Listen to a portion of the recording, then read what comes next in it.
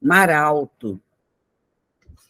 E quando acabou de falar, disse a Simão: faze-te ao mar alto e lançai as vossas redes para pescar. Está em Lucas, capítulo 5, versículo 4. Este versículo nos leva a meditar nos companheiros de luta que se sentem abandonados na experiência humana. Inquietante sensação de soledade lhes corta o coração.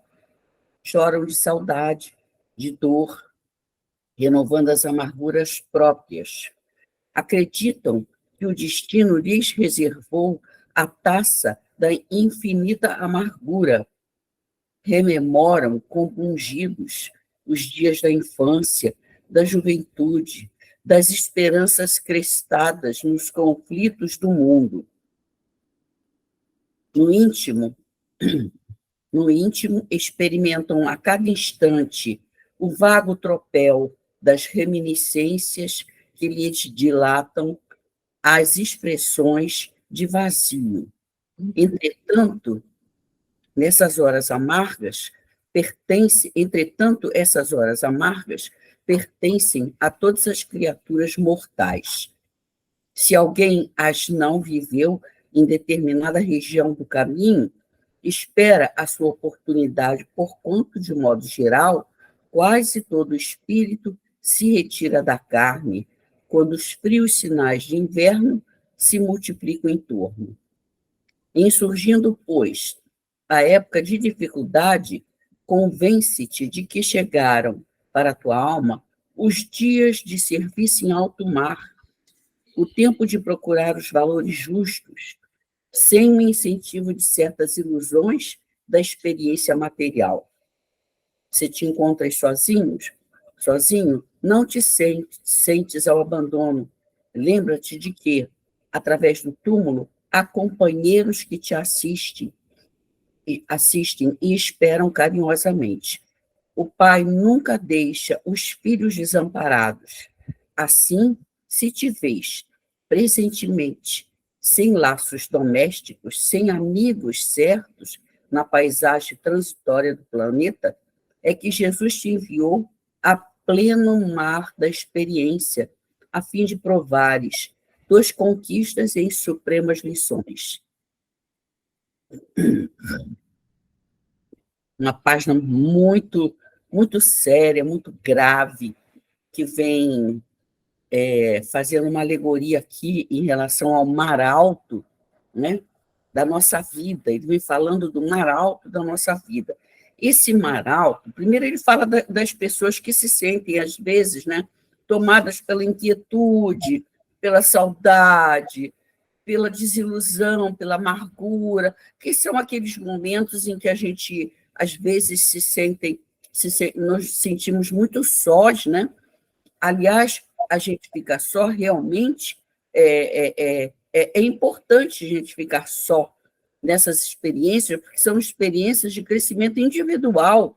Eu sei que os amigos são importantes, os amados são importantes, os companheiros são importantes, mas tem experiências que são únicas para a gente, para o nosso crescimento íntimo.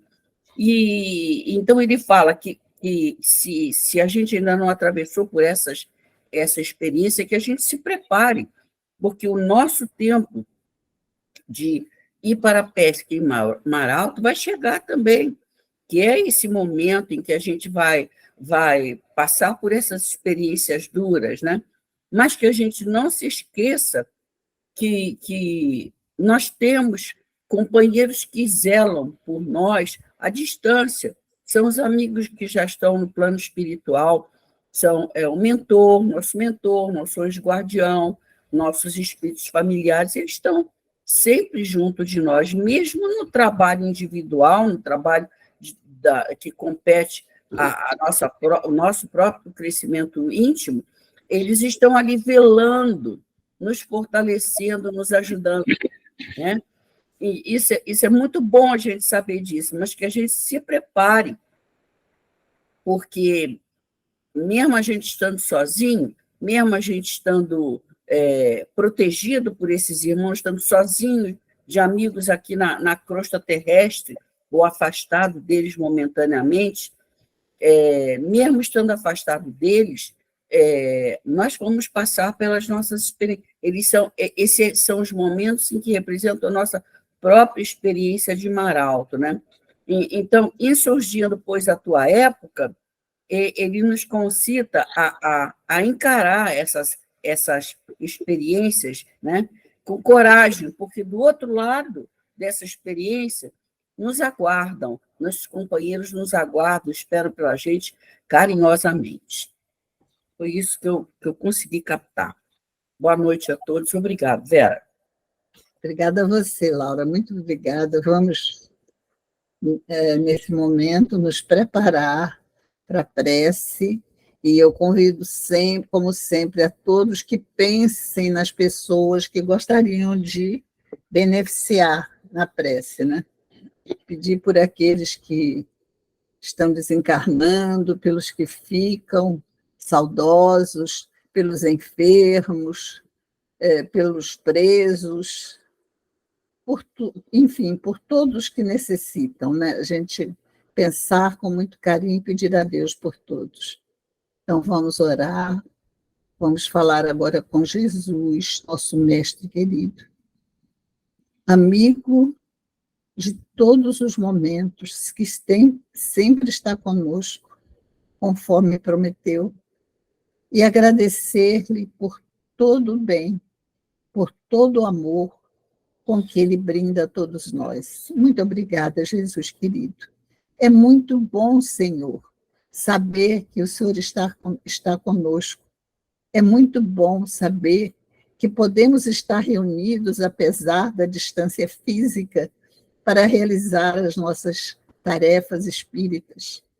E rogamos àqueles espíritos queridos que, em seu nome, aqui vêm para nos ajudar, que nos inspirem e nos fortaleçam nesse momento, Senhor.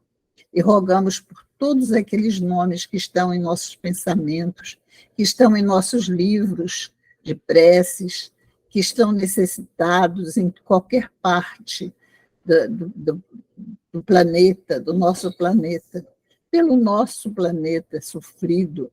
Nós rogamos por todos, Senhor. Pedimos o seu amparo, a sua proteção, e que o Senhor esteja sempre nos inspirando para que tomemos os melhores caminhos em nossas vidas. Obrigada, mestre amado.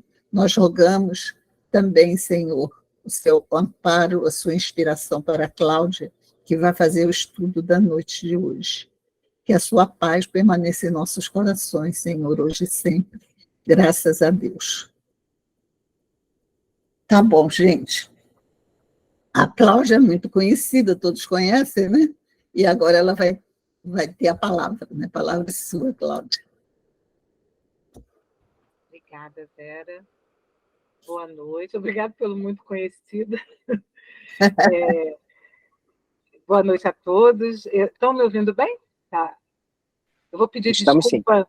Vou pedir desculpa já por antecipação, porque eu tenho 2 cachorrinhas e elas resolvem, sempre que eu vou fazer algum estudo, elas resolvem brigar no meu quarto e brincar, e se qualquer barulho que faz no corredor, então se elas latirem, eu já peço por antecipação, peço desculpa, tá bom? A noite de hoje, a gente vai conversar sobre o desencarne de Kardec.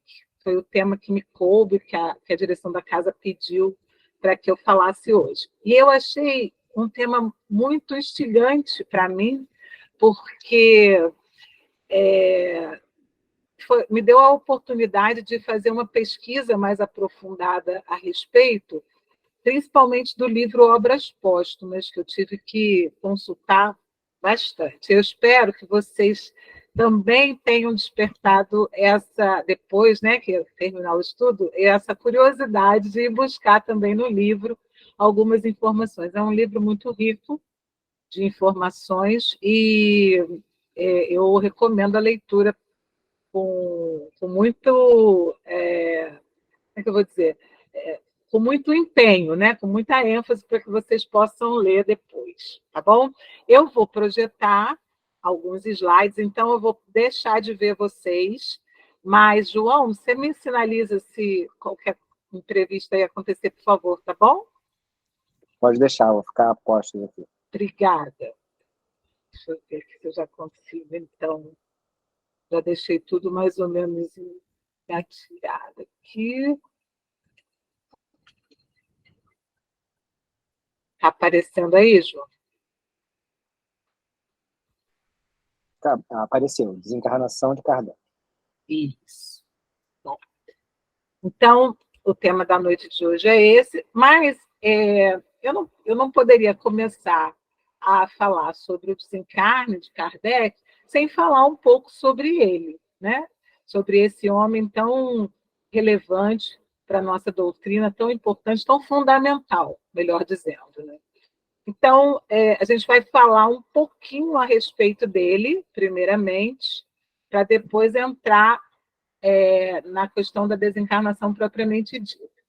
E eu queria trazer para vocês essas referências que foi o material que eu consultei para poder construir o estudo.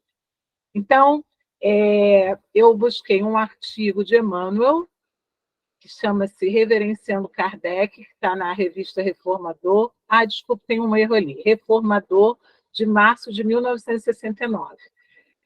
Essa revista eu consegui acessar pelo site da FEB, o endereço está aí, o acesso foi hoje, tá?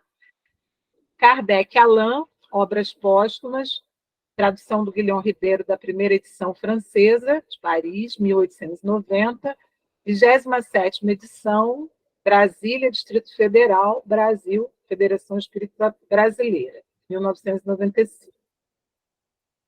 Leilane Marie, Marina, o livro Processo dos Espíritas, da FEB, que eu também consegui acessar pela internet, o endereço está aí, onde ele se encontra disponível, também o acesso ontem. Vantuil Zeus, Grandes Espíritas do Brasil, 4ª edição, Rio de Janeiro, Federação Espírita Brasileira, 2002. E Xavier Francisco Cândido e Vieira Valdo, Opinião Espírita, também disponível nesse endereço, e o acesso 26/3/2023. Bom, essas foram as obras, então, consultadas. Bom, quem foi o homem, né? Quem foi Allan Kardec? Ele nasceu em 3 de outubro de 1804, em Lyon, na França, e recebeu o nome de Hippolyte Léon Denisard Rivail. Ele veio de uma família católica, uma família culta, tradicional e dedicada às leis. Aos 10 anos, ele foi estudar na Suíça, em Yverdon, com o Henri Pestalozzi. Lá ele já aprimorou seus estudos dentro dos ensinamentos de Pestalozzi, e já bem novinho ele já colaborava, né, com os outros alunos, outros estudantes que haviam lá no colégio, dando aulas de reforço e tudo mais. Eu vou fazer, é bem breve, tá, gente? Só para a gente ter uma ideia, se houver alguém que não conhece assim, a história dele. Certo? Aí, Kardec, depois desses anos de estudo, ele não se dedica, né, como a sua família, à advocacia, ele se dedica ao ensino. Então, quando ele volta para a França, ele faz toda uma carreira realmente voltada ao ensino. É quando ele conhece a sua esposa, Amélie Boudet, que também era professora, se casam e se dedicam com muito carinho, com muito afinco a essa tarefa de ensinar. Então, eles tinham lá uma vida bem, bem apertada, né? De dificuldades, porque não era fácil, nunca foi fácil ser professor, naquela época também não era. E eles tinham um compromisso muito grande também, eles ensinavam gratuitamente, então eles recebiam em casa alguns jovens, né, para darem reforço escolar. Então, toda a vida dele, ele teve várias publicações de livros, era um nome já conhecido Hippolyte Léon Denisard Rivaio, já com várias obras publicadas na área de ensino, e já tinha um nome firmado, reconhecido àquela época. Então, em 31 de março de 1848, rompe-se a barreira invisível que separava os dois mundos, o mundo material e o mundo espiritual. Por quê? E de que forma, né? Um espírito, lá em Hydesville, nos Estados Unidos, fez um contato com a família Fox. Através de um código improvisado, ele conseguiu estabelecer o contato com as meninas e contou fragmentos da sua história. Essa é uma história bastante importante. Quem não conhece, né? Eu recomendo que se aprofunde para poder entender como começaram as manifestações dessa invasão organizada dos espíritos para que nós pudéssemos hoje ter esse corpo doutrinário, né, que é a doutrina espírita. Então, em 1848, esse contato se estabeleceu de forma mais assintosa. O professor Rivaio, então, já tinha 50 anos quando ele tomou contato com esses fenômenos. Ruídos, pancadas, objetos movimentados sem a ação humana. E as pessoas começavam, então, a fazer perguntas. E essas perguntas eram respondidas através de batidas, inicialmente, depois por escritos feitos por um lápis preso numa cestinha. Mas, de princípio, eram reuniões assim bem frívolas e que a mesa respondia, né? Batia, ficou conhecida como o movimento das mesas girantes.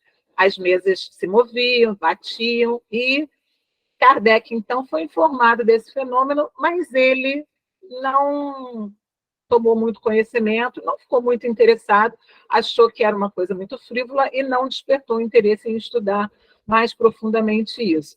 Até porque ele foi contactado por uma pessoa que ele considerava muito entusiasmada e tal, e aí ele, né, ficou meio receoso, ficou meio reticente em dar atenção a isso.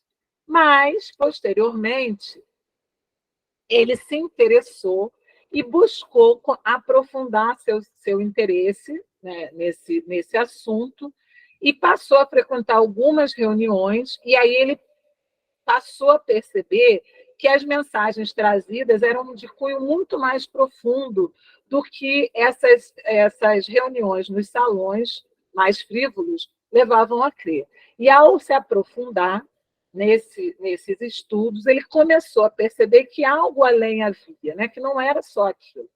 E aí, anotando, estudando, aprofundando, meditando sobre essas informações que eram trazidas, ele chegou à conclusão que eram ensinamentos trazidos pela alma daqueles que já haviam vivido no mundo material e que agora habitavam o mundo espiritual.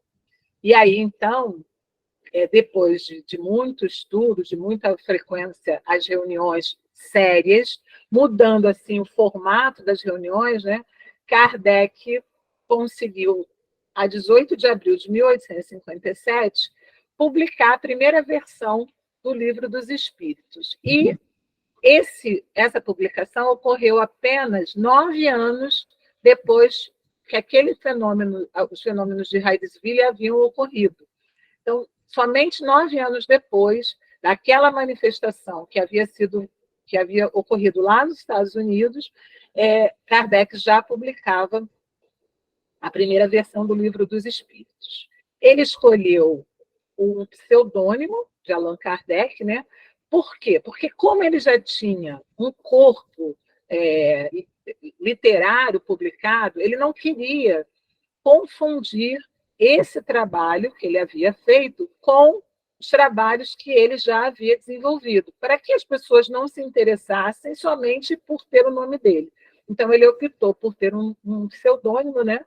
E aí ele escolheu esse nome de Allan Kardec. E deu o nome a esse novo corpo doutrinário de Espiritismo, visto que era uma obra ditada pelos espíritos. E, para o que é novo, como ele mesmo disse, era necessário um nome novo. Então, ele entendia que o conhecimento, as informações que os espíritos traziam, era diferente daquele conhecimento que já era comum, né? A visão espiritualista. E aí ele, então, cunhou esse novo nome de espiritismo. Bom, para que Kardec pudesse desenvolver todo esse trabalho, foi necessário uma dedicação muito grande. Não se faz um trabalho dessa envergadura de maneira leviana, de maneira superficial. Nem Kardec era esse tipo de homem. Kardec era sério, era um homem dedicado, né? Então, ele construiu uma doutrina com base muito sólida nas informações que os espíritos traziam. Dessa obra, o Livro dos Espíritos, né? Ele, que é, como diz aqui, o alicerce do grande edifício da obra de Kardec, dessa obra saíram as outras que compõem o Pentateuco. Então, o Livro dos Espíritos ele é dividido em 4 partes. A segunda obra publicada foi o Livro dos Médiuns, e esse livro se origina da segunda parte do Livro dos Espíritos. Depois, ele publicou o Evangelho segundo o Espiritismo, que é da terceira parte do Livro dos Espíritos, que fala sobre as leis morais. Depois, o Céu e o Inferno, a quarta parte, que nós estamos estudando agora no ESG, atualmente. E, finalmente, a Gênese, que é composta pela primeira, segunda e terceira parte do Livro dos Espíritos. Então, a gente vê que o conteúdo doutrinário é muito robusto e precisava de uma dedicação muito grande por parte daquele que havia sido escolhido, vamos dizer assim, para realizar essa tarefa. Não poderia ser uma pessoa, como eu falei, né, que não tivesse uma dedicação plena para que a tarefa tivesse bom êxito. E Kardec tinha essa característica, tinha esse perfil. Era um homem de ciência, acima de tudo, então ele tinha um olhar investigativo, ele tinha um método para fazer esse trabalho, e ele usou o mesmo método que ele usava para as suas investigações, ele usou para fazer a codificação. Mas ele se dedicou com tanta ênfase, né, com tanto empenho, e depois de aproximadamente 10, 12 anos de dedicação, ele veio a desencarnar no dia 31 de março de 1869, com a idade de 65 anos incompletos. Ele desencarnou em Paris, e esse mês, agora, essa semana, né, nós estamos completando 154 anos desse desencarne. E como é que se deu esse desencarne? Ele, como sempre, muito atarefado, ele já estava na produção de uma nova obra, ele, além das 5 obras publicadas, já havia publicado algumas outras, e publicava a Revista Espírita todo mês. Desde 1858, ele já publicava a Revista Espírita. E ele estava, então, ultimando ali os preparativos de mudança, porque ele ia mudar de residência, e ele já havia declarado isso na Revista Espírita, e mais ou menos entre 11 e 12 horas ele foi atender a porta, uma pessoa, né, que estava vindo da livraria, um caixeiro que vinha buscar uma encomenda com ele, que era justamente da Revista Espírita. Ele, ao abrir a porta, em seguida ele cai, como é a descrição, né? Caiu pesadamente ao solo, fulminado pela ruptura de um aneurisma. Então, ele já vinha apresentando alguns problemas de saúde, e nessa data, então, houve a culminância, né, desses problemas de saúde com a ruptura desse aneurisma. E aí, interessante é que, no dia de 31 de março de 1848 a 31 de março de 1869, decorreram precisamente 21 anos. 1848, quando foi a primeira manifestação, lá em Hydesville, né? Por conseguinte, Allan Kardec, ao desencarnar, deixou em plena maioridade como doutrina codificada o movimento que havia iniciado lá em Hydesville, de maneira tão simples, né, numa habitação, numa casinha simples, de gente comum, nesse vilarejo nos Estados Unidos. Então, havia-se passado 21 anos, a maioridade, né, para nós aqui, e Kardec havia conseguido, então, deixar essa doutrina codificada. Mas, para que isso fosse feito, foi necessário uma dedicação intensa desse abnegado apóstolo. E aí a gente vai encontrar no livro Opinião Espírita, do Psicografia do Chico Xavier e do Valdo Vieira, uma mensagem intitulada O Mestre e o Apóstolo. Nessa mensagem, Emmanuel faz alguns paralelos entre a missão de Jesus e a missão de Kardec. Ele não traça comparação, tá, gente? É importante a gente dizer isso, mas ele faz um paralelo. Então, ele fala, por exemplo, que Jesus foi o nosso mestre, Kardec era professor, né? Jesus refere-se a Deus, junto da fé sem obras. Kardec fala de Deus rente às obras, sem fé. Jesus caminha sem convenções, Kardec age sem preconceitos, e Jesus consola a multidão, Kardec esclarece o povo. Estou pegando só algumas coisas, tá? Jesus revela, Kardec descortina. Jesus afirma que é preciso nascer de novo, Kardec explica a reencarnação, Jesus reporta-se a outras moradas, Kardec menciona outros mundos, enfim. E aí, Emmanuel finaliza a mensagem dizendo, em suma, diante do acesso aos mais altos valores da vida, Jesus e Kardec estão perfeitamente conjugados pela sabedoria divina. Jesus a porta, Kardec a chave. E como é que a gente pode entender isso? Pelo menos, como é que eu entendi isso? Há uma passagem em que Jesus diz que é a porta, né? Por falha minha, eu não vou me lembrar da passagem agora. E então, aqui Emmanuel nos recorda essa passagem, né? Jesus a porta. Então, quando Jesus diz que ele é o pão da vida, ele é o caminho, a verdade e a vida, que através dele nós encontraremos, né, todas as respostas. E Kardec seria a chave. Por quê? Porque ele nos facultou, através das informações trazidas pelos espíritos, condição de compreendermos melhor os ensinamentos trazidos por Jesus. Dessa forma, nós poderemos, através das reflexões, da nossa transformação íntima, a partir da compreensão da mensagem do Cristo, nós, mudando a nossa atitude, nós poderemos, então, caminhar mais rapidamente nesse processo de evolução espiritual.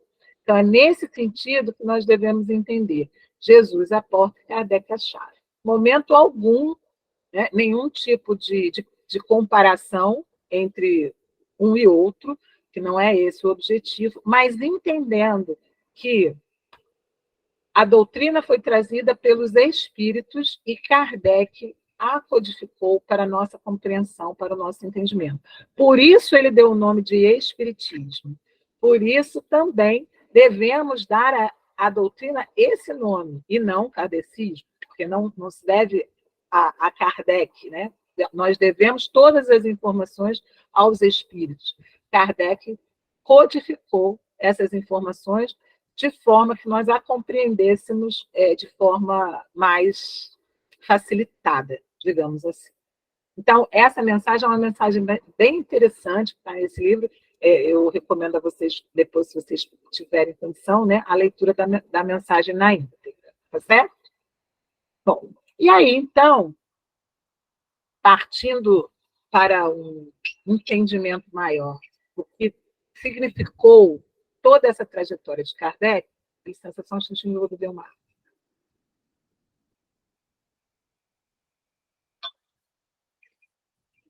Nós fomos buscar no livro Obras Póstumas maiores informações sobre isso. Logo no começo do livro, nós encontramos uma ligeira biografia, e está descrito exatamente dessa forma, biografia de Allan Kardec. Essa biografia foi publicada na Revista Espírita em maio de 1869, ou seja, pouco depois do desenlace, né? E aí, nós encontramos muitas informações, e eu pensei algumas para que a gente possa compreender esse processo da desencarnação. Então, eles dizem assim: multiplicando-se incessantemente, multiplicando-se ele, Kardec, incessantemente, pudera até agora bastar a tudo. Entretanto, o cotidiano alargamento de suas relações e o contínuo desenvolvimento do espiritismo lhe faziam sentir a necessidade de reunir em torno de si alguns auxiliares inteligentes e preparava simultaneamente a nova organização da doutrina e de seus labores, quando nos deixou. Então, isso nos mostra que Kardec, apesar de ter se dedicado praticamente sozinho a toda essa tarefa da codificação, já quando se aproximava esse período do desencarne, ele já estava buscando uma outra forma para administrar toda a consequência dessa revelação que os espíritos haviam trazido. Ele já sabia que não poderia ficar tudo a seu encargo. Então, ele já estava buscando uma forma de que isso fosse feito. Por quê? Porque ele havia trazido para si a responsabilidade de codificar, de escrever todas aquelas obras, mas entendia que não poderia estar depositado somente em um homem toda a tarefa a ser desenvolvida. Aí, na sequência ainda, nesse mesmo texto, a gente vai encontrar trabalhador infatigável, sempre o primeiro a tomar da obra e o último a deixá-la. Então, daí a gente já intui, a gente já consegue, né, inferir toda a dedicação de Kardec, todo o empenho que ele havia dado a esse processo de traduzir o que os espíritos traziam para nós através, né, daqueles diversos médiuns, daquelas diversas informações que ele recebia, porque essas informações não chegavam apenas ali onde eles se encontravam, né? Essas informações, como ficou conhecida como a invasão organizada, ela acontecia em todo o mundo. Essas informações vinham de todos os lugares. Os espíritos se manifestavam em diversas reuniões, mundo afora, e essas informações chegavam até Kardec. Então, trabalhador infatigável, sempre o primeiro a tomar da obra e o último a deixá-la. Aí a gente tem que, não tem como não fazer essa reflexão. A época que isso foi feito, em quais condições? Uma época em que não tínhamos internet, não tínhamos luz elétrica, né? Kardec, para escrever, ele usava lamparina. O lápis, a caneta, era uma pena, não era a caneta esferográfica que nós temos hoje.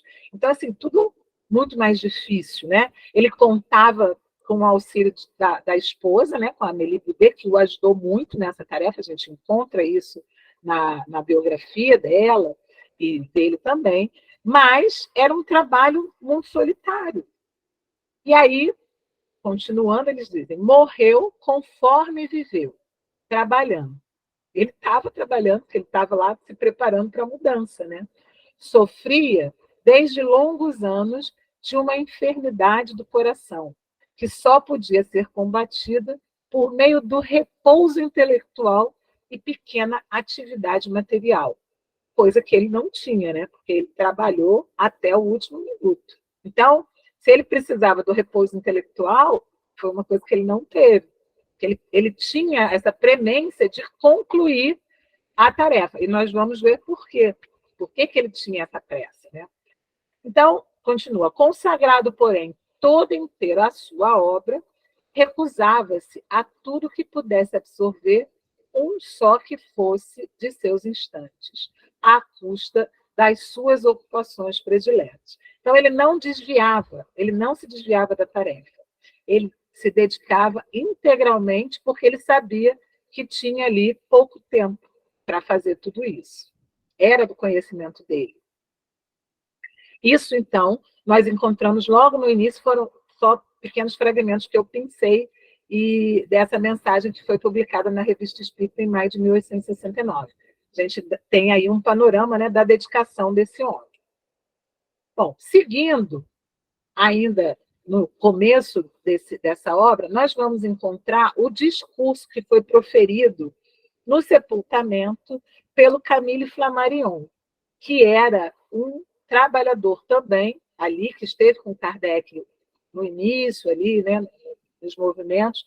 Ele era um astrônomo, um pesquisador psíquico, divulgador científico francês, importante pesquisador e popularizador da astronomia, tendo recebido vários prêmios científicos. E ele tinha esse olhar, né, científico também para os ensinos que os espíritos traziam. E aí, durante o sepultamento, foi ele que proferiu o discurso muito emocionado, um discurso longo, que está na íntegra, lá no comecinho do livro Obras Póstumas, recomendo a vocês para lerem, e eu destaquei apenas essa fala. Fora Allan Kardec um homem de ciência. Era o que eu denominarei simplesmente o bom senso encarnado. Vocês já devem ter ouvido essa frase, né, se referindo a Kardec. Kardec era o bom senso encarnado. Porque ele não simplesmente acreditou. Ao contrário, ele pôs à prova todos aqueles fatos, investigou exaustivamente, né, conheceu, se cercou de vários cuidados.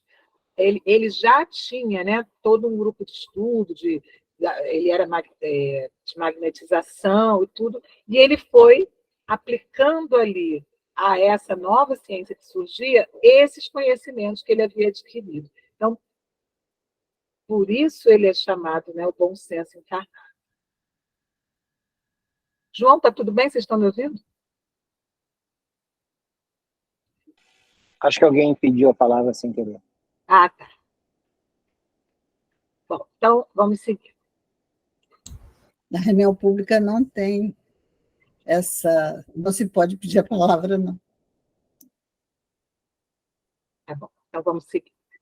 Bom, aí a gente parte, então, para o corpo desse livro, Obras Póstumas. Então, a gente vai lá para a segunda parte, e aí, dessa parte, eu retirei algumas passagens que vão nos dando um entendimento melhor, né, dessa tarefa que Kardec abraçou, sem hesitar. Então, no dia 30 de abril de 1856, olha, eu coloquei as datas para a gente ir prestando atenção nas sequências das informações. Essa é uma data anterior à publicação do Livro dos Espíritos. Então, Kardec ainda estava se aproximando, né? Estava ali já estudando, fazendo as suas anotações, fazendo suas observações, e essa informação aconteceu na casa do senhor Rustam e veio através da médium senhorita Jafé. Essa informação ele deu o título de Primeira Revelação da Minha Missão. Lembrando, gente, para quem não conhece, que essa obra, Obras Póstumas, foi publicada depois do desencarne de Kardec, por isso ela tem esse nome. E ela foi baseada em anotações que foram encontradas, né, anotações dele, e que foram arrumadas e organizadas por aqueles, né, que o seguiam também, e foi publicada. E aí, então, eles encontram essa anotação. Primeira revelação da minha missão. E aí o Espírito dá a seguinte informação. Deixará de haver religião e uma se fará necessária, mais verdadeira, grande, bela e digna do Criador. Seus primeiros alicerces já foram colocados. Quanto a ti, Rivail, a tua missão é aí. Então, o Espírito se dirige diretamente a ele. Quanto a ti, Rivail, a tua missão é aí. Aí Kardec faz a seguinte observação. Livre, a sexta se voltou rapidamente para o meu lado, como teria feito uma pessoa que me apontasse com o dedo. Então, não resta dúvida que o Espírito estava se referindo a ele, que ele tinha uma tarefa a cumprir. Quando ele diz lá, quanto a ti, Rivail, a tua missão é aí. Quer dizer, nesse momento, no descortinar dessa verdadeira, grande, bela revelação que estava acontecendo ali, naquele momento. Isso, olha, em 30 de abril de 1856. Ainda nesse ano, só que aí já em 12 de junho, ele recebe mais uma informação a respeito dessa missão, porque ele pergunta ao Espírito Verdade, que ele diz, né, que havia recebido essa informação e queria saber um pouco mais a respeito, se aquilo era, se ele seria capaz realmente, se não corria o risco, né, em função da imperfeição dele, enfim, se ele vir a falir, se aquela missão estava realmente na destinação dele, Kardec. E aí o Espírito Verdade responde: confirmo o que te foi dito, mas recomendo-te muita discrição se quiseres sair-te bem. Tomarás mais tarde conhecimento de coisas que te explicarão o que ora te surpreende. Então, ele reitera que a missão dele era aquela mesmo. Só que ele dá uma advertência. Ele fala, não esqueças que podes triunfar como podes falir. Neste último caso, outro te substituiria, porquanto os desígnios de Deus não assentam na cabeça de um homem. Então, o que o Espírito Verdade está alertando ali? Que Kardec tinha essa tarefa, sim. Ele tinha essa missão havia sido dada para ele, mas que ele poderia falir. Como que ele poderia falir? Se ele enveredasse por um outro caminho, se ele não aceitasse a tarefa, se ele tivesse, né, ali, eu vou fazer isso só nas minhas horas vagas, eu tenho outras coisas que me preocupar. Enfim, não é assim que nós vivemos no mundo material. Muitas vezes nós não somos chamados a determinadas tarefas, mas as distrações do mundo material nos desviam dessa tarefa. Imagine se isso acontecesse com Kardec. Como é que ficaria toda essa necessidade, né, desses ensinos serem trazidos pelos espíritos se Kardec tivesse, em algum momento, virado as costas para essa tarefa? Então, o espírito alerta ele. Podes triunfar como podes falir.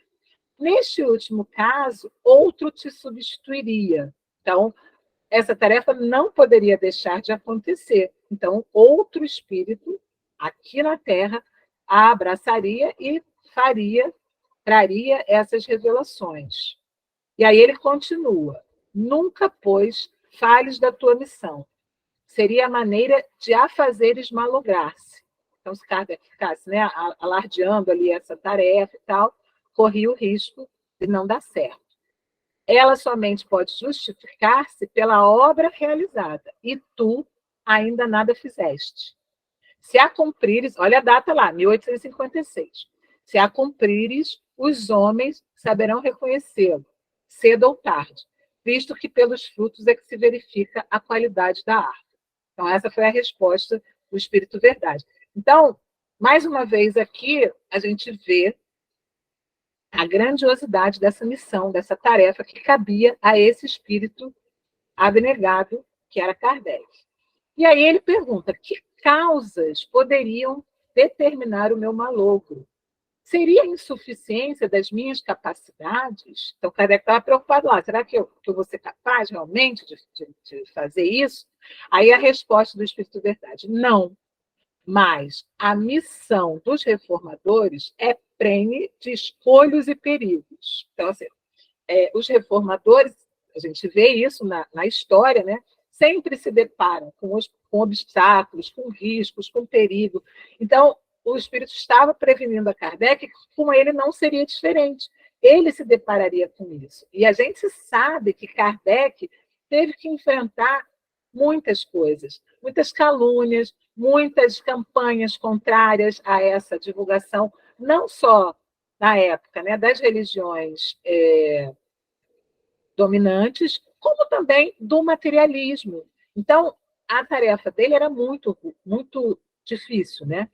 Então, o Espírito continua: previno-te de que é rude a missão dele, porquanto se trata de abalar e transformar o mundo inteiro, porque as informações que os Espíritos estavam trazendo são informações que, se nós a recebemos e a agasalhamos e refletirmos sobre elas, nós seremos capazes de mudar o estado que as coisas se encontram. Então, eram informações capazes de transformação, né? São informações capazes de transformar o mundo inteiro. E aí ele diz: tens que expor a tua pessoa. Olha só o alerta: suscitarás contra ti ódios terríveis, inimigos encarniçados se conjurarão para a tua perda, ver-te-ás abraços com a malevolência, com a calúnia, com a traição mesma dos que te parecerão os mais dedicados. E continua: por mais de uma vez sucumbirás sob o peso da fadiga. Numa palavra, terás de sustentar uma luta quase contínua com o sacrifício de teu repouso, da tua tranquilidade, da tua saúde e até da tua vida, pois sem isso viverias muito mais tempo. Então, vejam, ele não foi enganado em nenhum momento. Kardec foi avisado que a sua dedicação, a necessidade dessa dedicação, poderia comprometer a saúde e até mesmo abreviar a vida dele em função dessa. Lembra que lá no início a gente leu, quando a gente estava lendo a biografia, essa questão dele, né? Ter exigido, ele ia além daquilo que a saúde dele permitia, de tão preocupado, tão interessado em cumprir a sua tarefa antes que o decesso ocorresse. E aí, na sequência dessa mensagem, a gente encontra uma nota que Kardec escreveu em 1º de janeiro de 1867. Vou voltar aqui um pouquinho só para a gente rever a data dessa comunicação, que foi em 1856. E aí ele é colocado na obra, né, uma nota que ele escreveu em 1867, em janeiro de 1867, onde Kardec diz: escrevo esta nota a 1º de janeiro de 1867, 10 anos e meio depois que me foi dada a comunicação acima, e atesto que ela se realizou em todos os pontos, pois experimentei todas as vicissitudes que me foram preditas. E aí ele está se referindo não só às vicissitudes em termos de saúde, como também aquelas calúnias, os dissabores, tudo aquilo que ele havia passado, né? Mas também a par dessas vicissitudes que de satisfação, mas também a par dessas vicissitudes que de satisfações experimentei, vendo a obra crescer de maneira tão prodigiosa. Com que compensações deliciosas foram pagas as minhas tribulações? Que de bênçãos e de provas de real simpatia recebi da parte de muitos aflitos a quem a doutrina consolou. Este resultado não o anunciou o Espírito de Verdade, que, sem dúvida, intencionalmente, apenas me mostrara as dificuldades do caminho. Então, aqui a gente vê, né, a prova da realização que Kardec sentiu ao fazer essa obra grandiosa. Então, ele, apesar de todas as dificuldades que ele havia vivenciado, ele experimentou grande satisfação. E essa satisfação não havia sido informada, né, pelo Espírito de Verdade. Por quê? Intencionalmente, ele apenas mostrou as dificuldades do caminho. Mas Kardec reconhecia que valeu muito a pena toda essa dedicação que ele havia feito, né? Na sequência, então, ainda, depois daquela informação que ele recebeu das dificuldades que ele teria que enfrentar, em 17 de janeiro de 1857, ele tem uma informação importante. Ele diz que recebeu a primeira notícia de uma nova encarnação. Essa comunicação é dada por um espírito amigo, que assina como teu amigo que te quer e protege, e assina como Z. É um espírito que Kardec identifica como um espírito que se afeiçoou a ele e o auxiliou durante boa parte, né, até que ele viesse a reencarnar. O próprio espírito informa, né, que ele iria reencarnar. Não é um espírito, Kardec não o identifica como um espírito superior, mas com um espírito com conhecimento, com boa vontade, com muita afinidade a ele, Kardec. E a notícia que esse espírito traz é: não te afadigues tanto da manhã à noite, passarás melhor e a obra nada perderá por esperar. Quer dizer, esse espírito que era a ele, a pessoa já estava preocupado: olha, não te afadigues tanto, né? Se cuida, vai com calma. Mas a verdade não será conhecida de todos, nem crida, senão daqui a muito tempo. Nessa existência, não verás mais do que a aurora do êxito da tua obra. Terás que voltar reencarnado noutro corpo para completar o que houveres começado. E então, dada te será a satisfação de ver em plena frutificação a semente que houveres espalhado pela terra. Então, o Espírito avisa Kardec que ele vai ver parcialmente, né, os frutos dessa obra, mas não a aurora do êxito, porque ele sabia que isso ainda demoraria, né, que nós ainda estamos, né, nesse esforço de trazer todo o êxito a essa obra que foi essas informações trazidas pelos espíritos. Então, Kardec foi pelos espíritos. Kardec foi alertado aqui nessa mensagem. E aí, numa outra mensagem de 1860, ele recebe uma informação a respeito da duração dos trabalhos que ele realizaria. Então, o título é Duração dos Meus Trabalhos. Então, ele diz, segundo ele, Kardec, chega a essa conclusão. Segundo essa informação ele recebeu, em 1857, ele recebe em 1860. Segundo a minha maneira de apreciar as coisas, calculava eu que ainda me faltavam cerca de 10 anos para a conclusão dos meus trabalhos. Mas a ninguém falara disso. Então, ele tinha para si que ainda faltava todo esse tempo, 10 anos, isso em 1860, 10 anos para que ele concluísse os trabalhos. Mas ele não comentou isso com ninguém.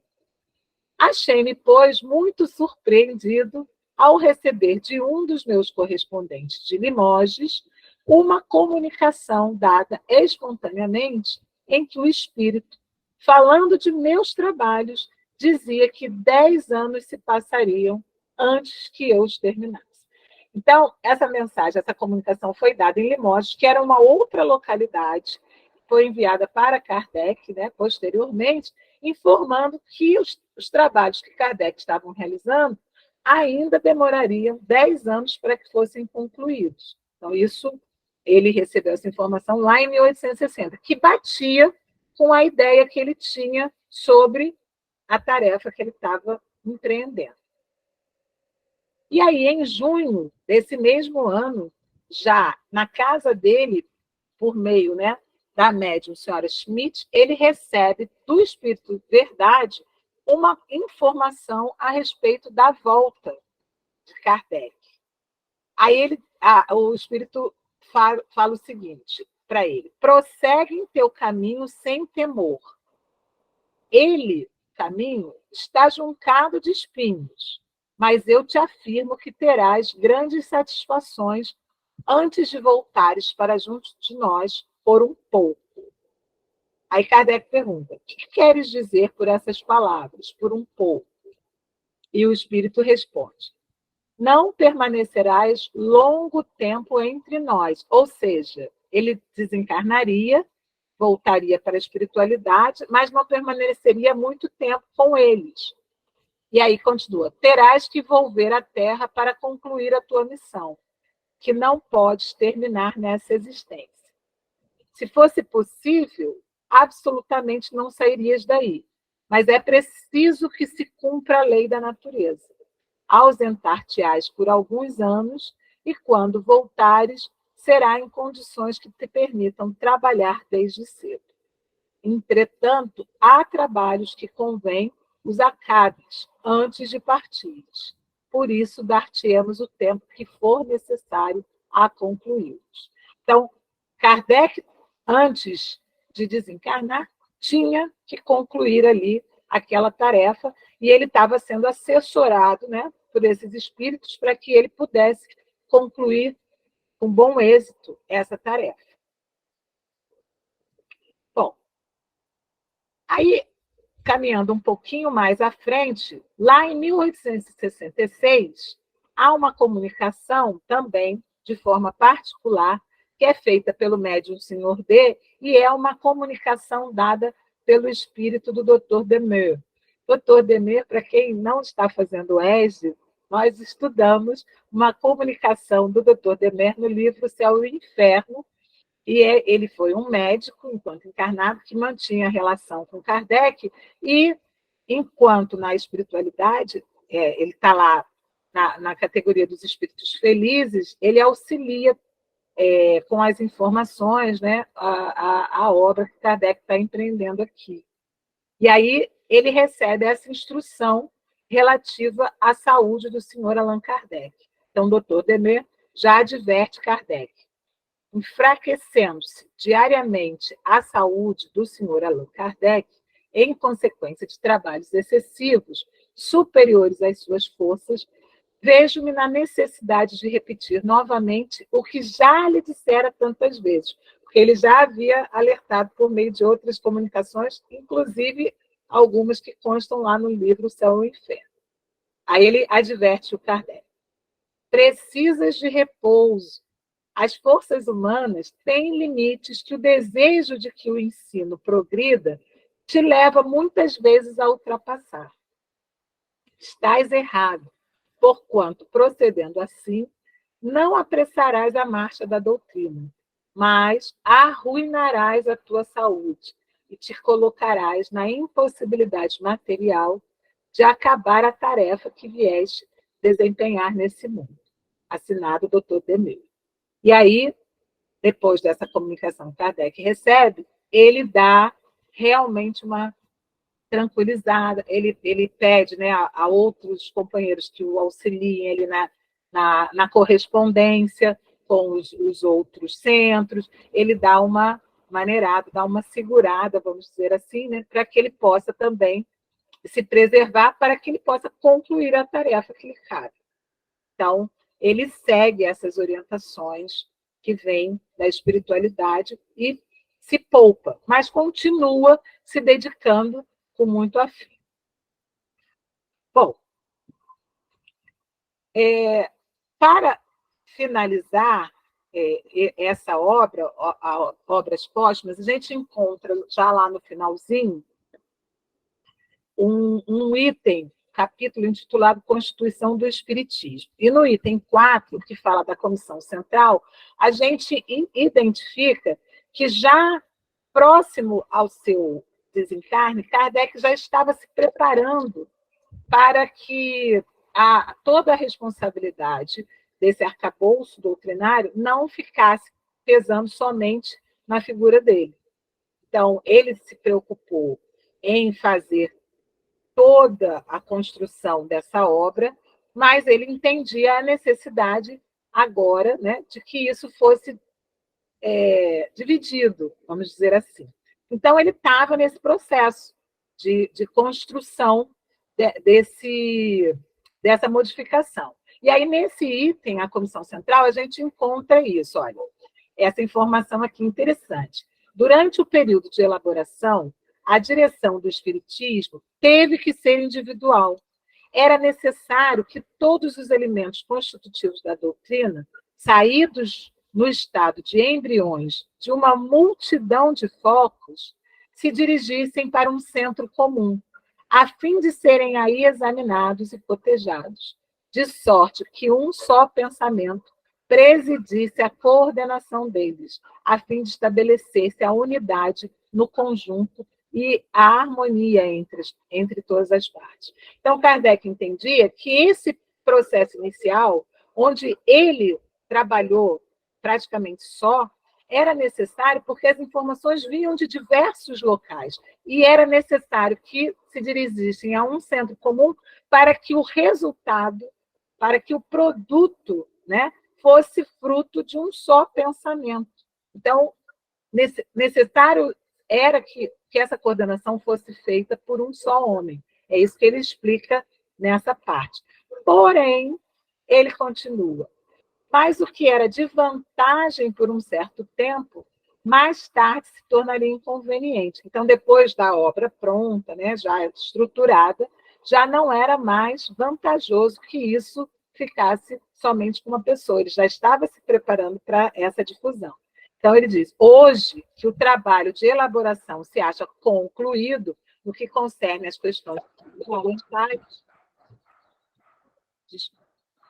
que estabelecidos se encontram os princípios gerais da ciência, a direção de individual que houve de ser em começo tem que se tornar coletiva. Primeiramente, porque um momento há de vir em que o seu peso, olha só, excederá as forças de um homem. E, em segundo lugar, porque maior garantia apresenta um conjunto de indivíduos a cada um dos quais caiba apenas um voto e que nada podem sem o concurso mútuo. Então, a importância aí do trabalho conjunto agora, nesse momento, do que um só indivíduo capaz de abusar da sua autoridade e de querer que predominem as suas ideias pessoais. Então, Kardec já estava preparando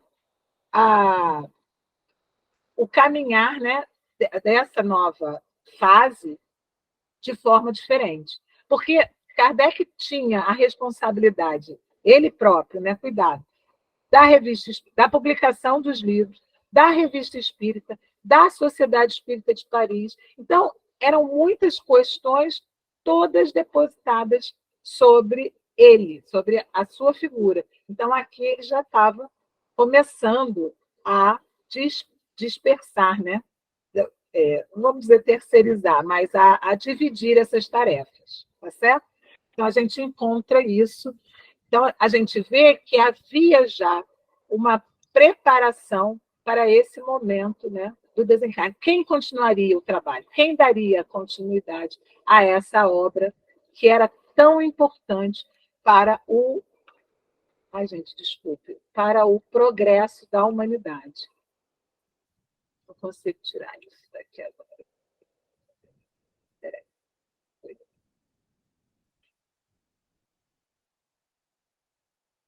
Vai demorar um pouquinho para eu conseguir mudar o slide. Vocês estão me ouvindo? Eu acho que caiu. Estamos ouvindo, Cláudia. Achei que eu tivesse caído. E está ainda no slide do Allan. Passou para a Amelie agora. Pronto, aqui. Aqui eu dei um toque, mas não mudou. Então, já havia da parte dele essa preocupação. Então, dessa tarefa, e aí ocorre esse desencarne abrupto, que ele não, né, nenhum deles estavam efetivamente esperando. Mas quem daria continuidade, então, a esse processo, a esse trabalho? Com quem Kardec contou depois do seu desencarne para que a doutrina e os ensinamentos que os espíritos haviam trazido não caísse no esquecimento. A obra continuou, né? Então, a gente vai ver agora alguns espíritos que foram fundamentais para dar continuidade a essa obra. Então, aqui a gente vê a esposa de Kardec, Amélie Boudet, porque ela se envolveu, apesar de toda, né, a tristeza ali da separação, daquele momento de separação, ela prontamente se envolveu com as questões, já era envolvida, né, e deu continuidade. E aí, nesse livro do Zeus Mantuil, a gente encontra essa frase, né, profundamente convencida da verdade dos ensinos espíritas, ela buscou garantir a vitalidade do espiritismo no futuro. E, conforme ela mesma disse, melhor não saberia aplicar o tempo que ainda lhe restava na Terra, antes de reunir-se ao esposo. E ela viveu muito ainda, gente, depois, né, de Kardec.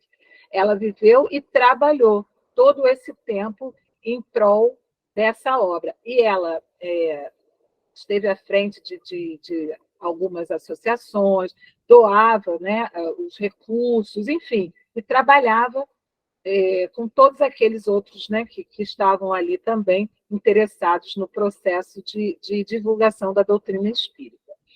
Também Pierre Gaëtan Lemaitre, que também, antes de desencarnar Kardec, havia organizado uma sociedade anônima, né, de capital variável, e Kardec legou seus bens para essa sociedade, com a finalidade de assegurar o desenvolvimento regular e contínuo do espiritismo. Esse homem, Lemaitre, foi um dos primeiros a tomar parte na sociedade. E aí, 2 anos depois que Kardec havia desencarnado, ele foi nomeado administrador dessa sociedade e passou também a ser o redator-chefe e diretor da Revista Espírita. Vocês também terão maiores informações a respeito dele no livro O Processo dos Espíritas, porque ele foi também fez parte, né, dessa ação que foi movida contra os espíritas, e ele foi diretamente atingido, tendo sido, inclusive, preso por questões naquela época que tentavam desmerecer e desacreditar a doutrina espírita. E ele se manteve firme ali, e diante, né, de todas as calúnias também, foi muito ofendido, muito caluniado e agredido àquela época. Então, também foi um dos que colaboraram, né, com o progresso e a difusão da doutrina. Também não podemos deixar de falar, né, de Leon Denis, que foi um dos principais continuadores do espiritismo após a morte de Allan Kardec. Quando Allan Kardec morreu, Leon Denis tinha 23 anos apenas, e ele já estudava e publicou diversas obras, depois deu continuidade aos estudos e veio a morrer aos 81 anos na França, e depois de trabalho profícuo de divulgação da doutrina. Já próximo a Kardec, François-Marie Gabriel Delany, que foi um engenheiro também francês, um dos primeiros pesquisadores espíritas notórios, e morreu aos 68 anos em Paris também.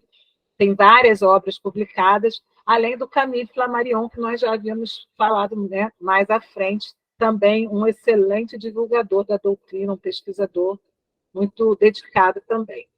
Também, fora da França, né, Ernesto Bosano, na Itália, foi um professor de filosofia, da ciência, na Universidade de Turim, também um importante pesquisador espírita.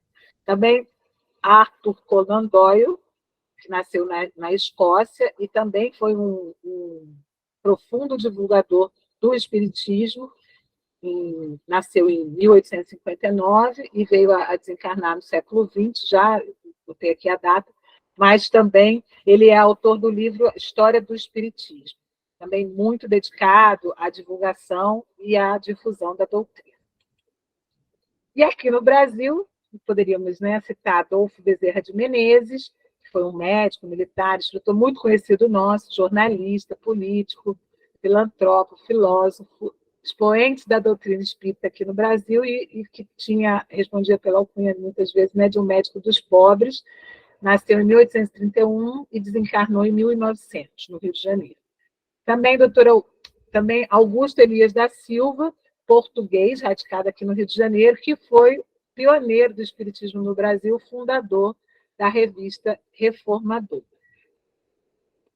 também como divulgador, estamos Eurípides Barçanufo, educador, político, jornalista, médium brasileiro e também um dos expoentes e pioneiros do espiritismo no Brasil. Desencarnou em 1918 em Sacramento, mas depois de assim, muitas coisas, realizou muitas coisas, fundou a escola, né? O colégio Allan Kardec, lá em Sacramento. E nosso queridíssimo Francisco Cândido Xavier, conhecido como Chico Xavier, que foi um médium que psicografou mais de 450 livros dedicados à divulgação da doutrina espírita. Então, o que a gente vê, né, depois dessa... E são só alguns, tá, gente, que eu estou explicando. Foram muitos outros, né, interessados e preocupados nessa divulgação, após o desencarne de Kardec. Então, a gente encontrou essa frase de Emmanuel, no Reformador de março de 1969, que eu acho que vai nos auxiliar assim, a concluir o nosso trabalho. Né? Seguir o Cristo de Deus com a luz que Allan Kardec acende em nossos corações é a norma renovadora que nos fará alcançar a sublimação do próprio espírito em louvor da vida maior. Então, nosso guia e modelo é Jesus. A ele nós devemos seguir. Ele deve ser o modelo que nós devemos almejar. E Kardec, com todo o trabalho que ele desenvolveu, com todo o conhecimento trazido por intermédio dos espíritos, para que nós pudéssemos caminhar nesse processo de renovação íntima, nessa caminhada evolutiva, deve acender em nossos corações, então, essa força, essa vontade de alcançar a sublimação espiritual no foco de uma vida maior, porque a gente entende que a nossa realização não é aqui, a nossa felicidade não se encontra aqui, no mundo material, na vida material. Nós devemos olhar para mais além, né? Buscando alcançar aquilo que de mais importante nós temos, que são as virtudes, através da nossa mudança íntima, da nossa busca, né, por nos tornarmos melhores a cada dia. Então, que esse exemplo, né, desse homem trabalhador, dedicado, empenhado, que não fugiu à sua responsabilidade em nenhum momento, mesmo ciente, sabedor das dificuldades que ele iria enfrentar, em momento algum ele hesitou. Então, que esse exemplo nos sirva para que nós também possamos abraçar a missão que nos cabe aqui. A nossa missão pode não ser dessa grandeza, mas ela é a nossa missão. E nós a abraçando com todo empenho, com toda dedicação, nós chegaremos ao final da nossa existência com a consciência tranquila do dever cumprido. E todo esse ensinamento, né, que esse irmão trouxe para nós, que Kardec, através dos ensinamentos dos Espíritos, nos trouxe, facilitará a nossa caminhada. É isso que a gente deseja, né? E eu espero ter atingido o objetivo, trazendo esse conhecimento todo, né, até vocês. Agradeço a atenção, até a minha dispensada até esse momento, e passo a palavra para a Verinha aí, agradecendo mais uma vez, tá bom? Obrigada, gente.